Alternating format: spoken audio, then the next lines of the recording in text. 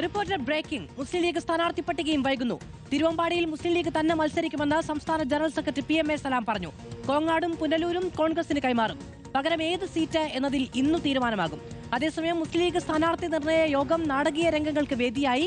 ഒരു തവണ കൂടി മത്സരിക്കാൻ അവസരം നൽകണമെന്ന് ചില സിറ്റിംഗ് MLA-മാർ ആവശ്യപ്പെട്ടു.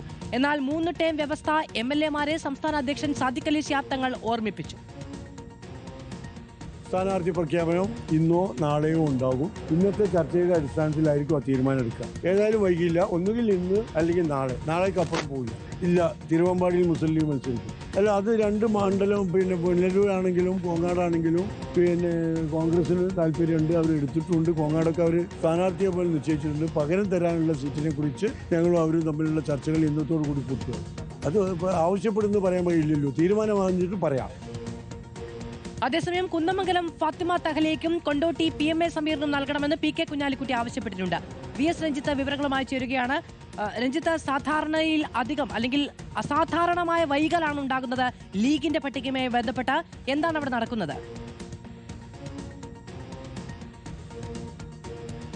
മധു, പ്രധാനമായിട്ടും ഒരു തലമുറ മാറ്റം ഈ പട്ടികയിൽ ഉണ്ടാകുമോ എന്നുള്ളതാണ്. ഇപ്പോൾ PK കുഞ്ഞാലിക്കുട്ടി ആവശ്യപ്പെട്ട പ്രകാരമുള്ള സ്ഥാനാർത്ഥികളെ പോലും പല മണ്ഡലങ്ങളിലും പേര് ഉറപ്പിച്ചു പറയാൻ പോലും സാധിക്കുന്നില്ല. അതിന്റെ പ്രധാനപ്പെട്ട കാരണം ഈ കാര്യങ്ങളിലൊക്കെ അന്തിമ തീരുമാനമെടുക്കുന്നത് പാണക്കാട് സാദിഖ് അലി ശിഹാബ് തങ്ങളാണ്.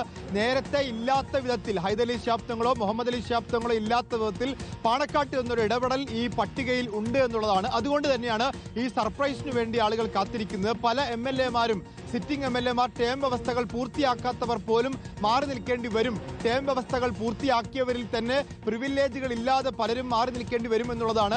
മങ്കടയിൽ മഞ്ഞളാംകുഴി അരി ഉണ്ടാവുമോ? തിരൂരിൽ കുറുക്കോളി മൈദീൻ അദ്ദേഹം ടേം വ്യവസ്ഥ പൂർത്തിയാക്കിയിട്ടില്ല, അദ്ദേഹം തുടരുമോ എന്ന കാര്യത്തിലൊക്കെ സംശയം ഇപ്പോൾ നിലനിൽക്കുന്നുണ്ട്.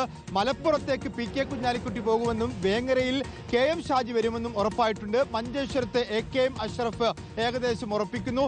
ലീഗിന്റെ ഏറ്റവും മുതിർന്ന നേതാവായിട്ടുള്ള MK മുനീറിന്റെ കാര്യത്തിൽ പോലും അദ്ദേഹം മത്സരിക്കണമെന്ന് അദ്ദേഹം ഉറപ്പിക്കുന്നു. പക്ഷെ അത് കൊടുവള്ളിയിലാണോ? ഇന്നല്ലെങ്കിൽ നാളെ തീരുമാനം എന്നുള്ളതാണ് ലീഗിന്റെ ഭാഗത്ത് നിന്ന് വരുന്ന വിവരങ്ങൾ. VS രഞ്ജിത്താണ് വിവരങ്ങൾ നൽകിയത്.